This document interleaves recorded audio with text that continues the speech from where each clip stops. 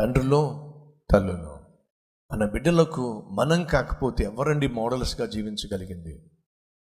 మనం కాకపోతే ఎవరండి మన బిడ్డలకు ఒక ఆదర్శాన్ని కలిగించగలిగింది? దావీదు తన కుమారునికి మాత్రమే కాదు, తర్వాత తరాలకు తరాలకు తరాలకు తరాలకు దావీదు జీవితము ఒక మాస్టర్ పీస్గా మిగిలిపోయింది. హిజ్కియా రాజును గూర్చి మాట్లాడుతూ దేవుడు ఎవరితో పోలుస్తున్నాడో తెలుసా? చెప్పండి, ఎవరితో పోలుస్తున్నాడో? దావీదుతో పోలుస్తున్నాడు. దావీదు వలే. దావీదు నీతిగా ఎలా జీవించాడు, దావీదు యథార్థంగా ఎలా జీవించాడు, దావీదు తన ప్రజలను ఎలా ప్రేమించి పరిపాలన అందించాడో దాన్నే ఒక మాస్టర్ పీస్గా దేవుడు వాడుతున్నాడు.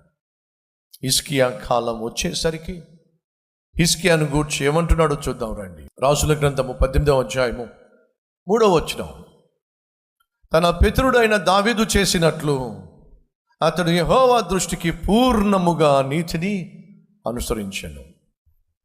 యూదా దేశాన్ని లేక రాజ్యాన్ని పరిపాలించిన వారిలో గొప్ప విషయం ఏంటో తెలుసా? హిజ్కియా వంటి వాడు మరొకడు లేడు. అంతకుముందు లేడు, ఆ తర్వాత లేడు.